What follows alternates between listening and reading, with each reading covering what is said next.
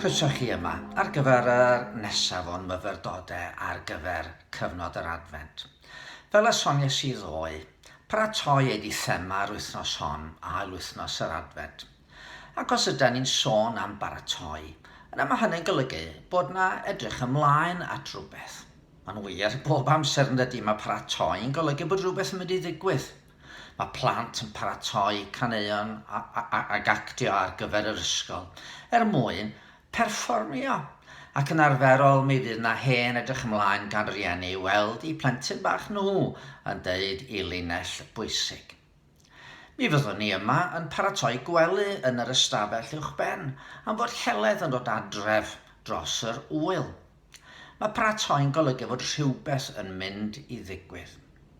Ac os oedden ni'n meddwl ddoe fod y paratoi ar gyfer y Nadolig cyntaf wedi dechrau cyn bod y byd, yna mae yna gliwiau yn cael eu gwasgaru drwy'r Hen Testament i ddeud wrthon ni beth oedd cynllun mawr Dduw am be oedd o yn baratoi.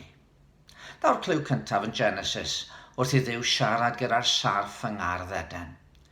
Wedi i Efa gael ei thwyllo gan y sarff ac i hithau ac adda fwyta o bren gwybodaeth da a drwg, fe gliwn yr addewid am had o wraig fyddai'n dod. Bydd ef yn ysigod y bendi, a thithau'n ysigo i sawdl ef. Dyma ni obaith yn cael ei osod ger yn bron ni ar ddechrau hanes y ddynoliaeth. Wrth ni feddwl am holl regioni'r byd, mae Ioan yn y Testament Newydd yn deud yr un peth. O'r diafol y mae'r sawl sy'n cyflawni pechod, oherwydd mae'r diafol yn pechu o'r dechreuad, ac i ddatod neu ddinistrio gweithredodd y diafol yr ymddangosodd mab Dduw. Bellach ymlaen fe glyw'n ni fod yr had hwn yn mynd i fod â'i effaith yn fyd eang, wrth i Dduw roi addewid i Abraham. Gwnaaf di yn genedl fawr a bendithiaf di, mawrygaf dy enw a byddi'n bendith. Bendithiaf yr rhai sy'n dyfendithio a melltithiaf yr rhai sy'n dyfelltithio. Ac yno ti, bendithiau'r holl dylwythau'r ddeiar.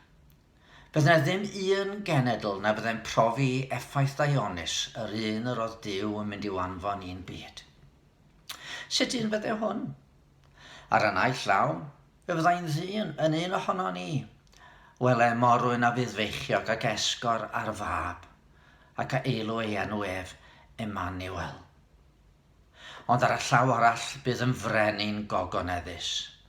Canis bachgen aned i ni, mab ar oed i ni, a bydd ar awdurdod ar ei ysgwydd. Fe gelwyr cynghorwr rhyfeddol, Dduw cadarn, tad bythol, tywysog heddychlan. Y Dduw cadarn sydd hefyd yn fachgen wedi enni o forwyn. Dyma'r gwirionedd yr oedd Ioan yn ceisio ei egluro ar ddechrau Efengil.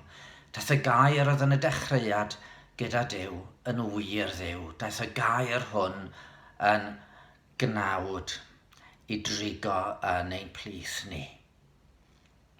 Ond sut oedd hwn yn mynd i ysigo pen y sarff? Pa frwydr fawr oedd yn mynd i ddigwydd?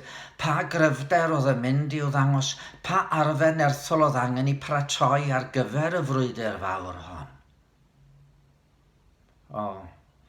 Mae hwn yn concro trwy wendid. Ein doler ni a gymerodd, a'n gweledd ni a ddygodd. Yn unain ei gyfri wedi glwyfo ei daro gan Dduw a'i ddarostwm, ond archollwyd ef am ein troseddau ni, a'i ddryllio am ein camweddau ni. Roedd pris ein heddwch ni arno ef, a thrwy gleisiau ef y cawsom ni a chad. Rydym ni gyd wedi crwydro fel defed pob un yn troi i'w ffordd ei hun, a roes yr arglwydd arno ef ein beiau ni gyd. Dyma chi waredwr gwahanol, yn achub trwy wendid, yn concro trwy ddioddau, yn iachau clwyfau'r byd, trwy dderbyn yn clwyfau ni. Y clwyfau dyn ni wedi creu i ni'n hunain. Rhoes i lawr o goniad nef, fel na threngom ganwyd ef. Dyma be oedd Dduw yn ei baratoi. Dyma oedd y byd yn edrych ymlaen eto. Ai dyma'r math o feseia sy'n bodlon i'n calonau ni, sy'n perin bod ni hefyd yn edrych ymlaen ac yn paratoi i ddathlu'r Nadolig.